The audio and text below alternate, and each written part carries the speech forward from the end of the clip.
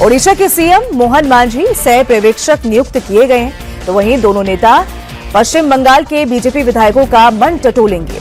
इस बैठक में विधायक दल के नेता का चुनाव किया जाएगा। विधायक दल के नेता के चुनाव के बाद बीजेपी नेता राजभवन जाकर सरकार बनाने का दावा पेश करेंगे।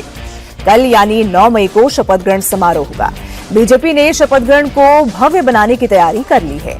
इस समारोह में प्रधानमंत्री नरेंद्र मोदी, केंद्रीय गृह मंत्री अमित शाह और रक्षा मंत्री राजनाथ सिंह के साथ कई केंद्रीय मंत्री मौजूद रहेंगे।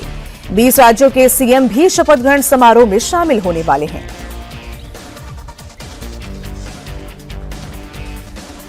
तो पश्चिम बंगाल से खबर, जहां कोलकाता में दोपहर 2 बजे आज बीजेपी विधायक दल की बैठक होगी। केंद्रीय गृह मंत्री अमित शाह बतौर पर्यवेक्षक इस बैठक में शामिल होंगे। तो वहीं ओडिशा के सीएम की बात करें, यानी कि मोहन मांझी सह पर्यवेक्षक नियुक्त किए गए हैं। दोनों नेता पश्चिम बंगाल के बीजेपी विधायकों का मन टटोलने की यहां पे कोशिश करेंगे। इस बैठक में विधायक दल के नेता का चुनाव किया जाएगा। विधायक दल के नेता के चुनाव के बाद बीजेपी नेता राजभवन जाकर सरकार बनाने का दावा पेश करेंगे। 9 मई को शपथ ग्रहण समारोह होगा। बीजेपी ने शपथ ग्रहण को भव्य बनाने की पूरी तैयारियां कर ली हैं। इस समारोह में प्रधानमंत्री नरेंद्र मोदी, केंद्रीय मंत्री और गृह मंत्री अमित शाह और रक्षा मंत्री राजनाथ सिंह के साथ साथ कई केंद्रीय मंत्री शामिल होंगे। 20 राज्यों के सीएम भी शपथ ग्रहण समारोह में शामिल होने वाले हैं।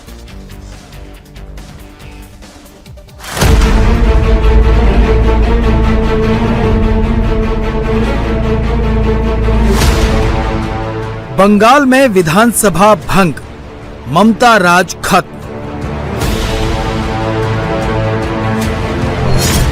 बंगाल में नई सरकार, 9 मई को ग्रैंड शपथ समारोह। राज्य में प्रधानमंत्री, गृह मंत्री, प्रतिरक्षा मंत्री सभी लोग आ रहे हैं। 20 मुख्यमंत्री राज्य में आ रहे हैं। इतना बड़ा सेलिब्रेशन। बीजेपी विधायक दल की बैठक, बंगाल को आज मिलेगा नया सीएम।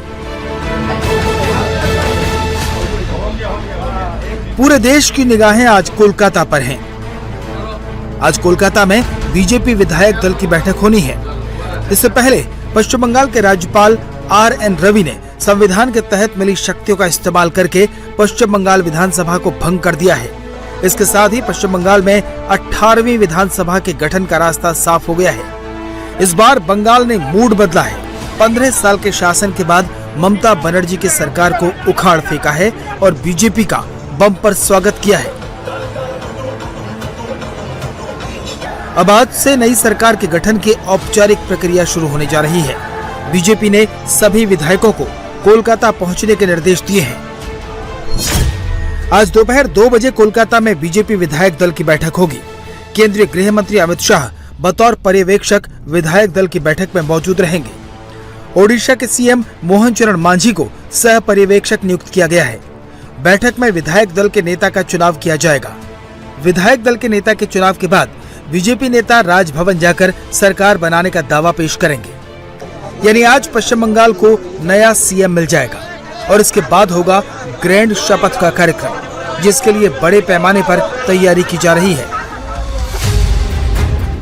शपथ ग्रहण समारोह 9 मई को कोलकाता के मशहूर ब्रिगेड ग्राउंड में होगा।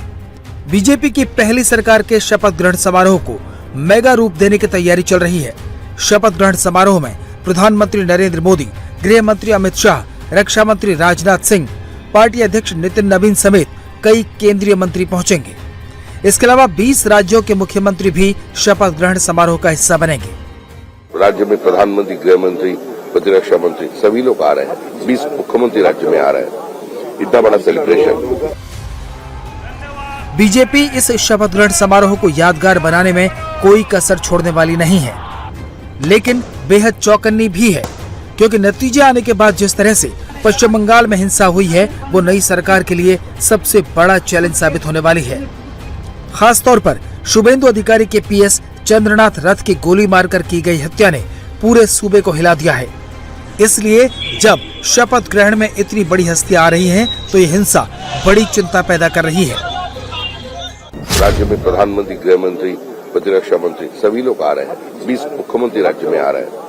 इतना बड़ा सेलिब्रेशन।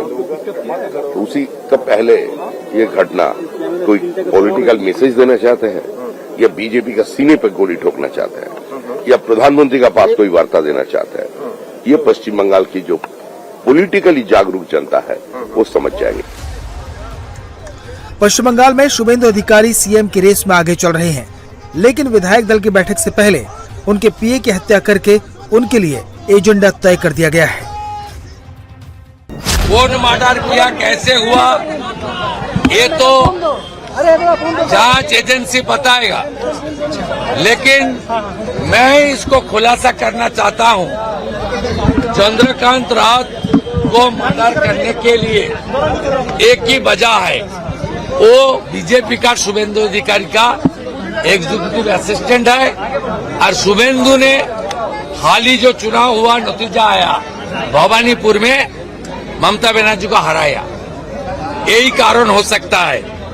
इसका कोई बात नहीं है। मैं उनका परिवार का साथ दूंगा और परिवार का जो डिमांड है तुरंत इसको जो किया है उनको हिरासत में लेकर चार्जशीट करके कॉन्विक्शन दिलाना, एक प्रक्रिया में भी मेरा जो जिम्मेदारी है मैं निभाने का काम करूंगा। चंद्रनाथ रथ की हत्या के लिए बीजेपी साफ साफ तृणमूल कांग्रेस की तरफ उंगली उठा रही है। वहीं तृणमूल कांग्रेस ने रथ के मर्डर के लिए बीजेपी और चुनाव आयोग को जिम्मेदार ठहरा दिया है और इस मर्डर केस की जांच सीबीआई से कराने की मांग की है।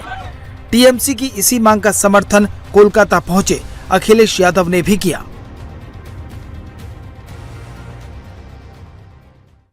किसी के करीबी की जान जाना या पॉलिटिकल वर्कर के साथ व्यवहार होना और टीएमसी के पार्टी कार्यालय को जलाना, उनके कार्यकर्ताओं के साथ ये व्यवहार करना, ये जिम्मेदारी किसकी है? आप ये सिक्योरिटी देने की जिम्मेदारी किसने ली थी? इलेक्शन कमीशन, देश के होम मिनिस्टर। तो उन्होंने तो ये कहा था कि हम लाखों सेंट्रल फोर्स भेजी है, सुनने में आया 3 लाख से ज्यादा, और एक पैरेलल स्ट्रक्चर क्रिएट किया गया था। पैरेलल स्ट्रक्चर कौन है जिम्मेदार उसके लिए? कौन है जिम्मेदार उसके लिए? लोकतंत्र को इतना लूटा किसी की सरकार में नहीं गया। ये पहली बार दिखाई दे रहा है कि Bharatiya Janata party, election commission दोनों मिलकर के काम कर रहे हो, चाहे एसआईआर किया हो, चाहे एसआईआर के बहाने जो टारगेटेड वोट काटे गए हों, और वो तो आंकड़े आपके पास भी हैं जहां ज्यादा वोट कटा है। लोकतंत्र था क्या बंगाल में? तो फिर इतनी फोर्स क्यों मंगाई गई? क्यों अदालत में भागती है ममता बनर्जी? इसलिए जो पास्ट हैं। अब अखिलेश जी तो पहले आए थे, दीदी को हरा के गए, अब बचा ही क्या है? कुछ तो है नहीं। कोई टीएमसी को समर्थन नहीं करता था। पुलिस गुंडे मिल करके उनका समर्थक लाते थे और जबरदस्ती साथ में रखते थे।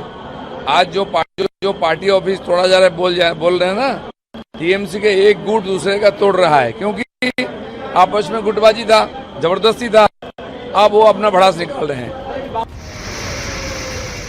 टेंशन के इस माहौल में कांग्रेस ने बंगाल में हिंसा के लिए बीजेपी और टीएमसी दोनों को जिम्मेदार ठहराया है। अधीर रंजन चौधरी ने कहा कि बीजेपी ने हिंसा खत्म करने का वादा किया था, अब बहाना नहीं चलेगा। बीजेपी पार्टी की तरफ से खुद ये भरोसा दिलाया गया था कि बंगाल में भयभीत की माहौल नहीं रहेगी। बंगाल के आम लोग भरोसा करो, बंगाल के आम लोग निडर होकर शांति से विराज करो। बीजेपी है तो भय मुक्त बंगाल है। फिर भी हम क्या देख रहे हैं, जिस नेता, बीजेपी के सबसे कद्दावर नेता, उनका ही पीए को गोली से भून दिया जाते हैं। इसका मतलब बंगाल जहां थे वहां है। सरकार बदली लेकिन हालात कुछ नहीं बदली।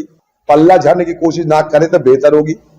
दोषी कौन है, अपराधी कौन है, उनको ढूंढ के निकालो। ये एक अनरेस्ट करने का साजिश है पूरा बंगाल में। 9 तारीख शपथ ग्रहण है नया सरकार का, उसका पहले पूरा बंगाल में एक कानून व्यवस्था को तोड़ने के लिए ये ममता बनर्जी जो मीटिंग सब कर रहा है उनका भतीजा को लेकर, वहां से भी कुछ प्लान हो सकता है जहां अनरेस्ट करो, डिस्टर्ब करो।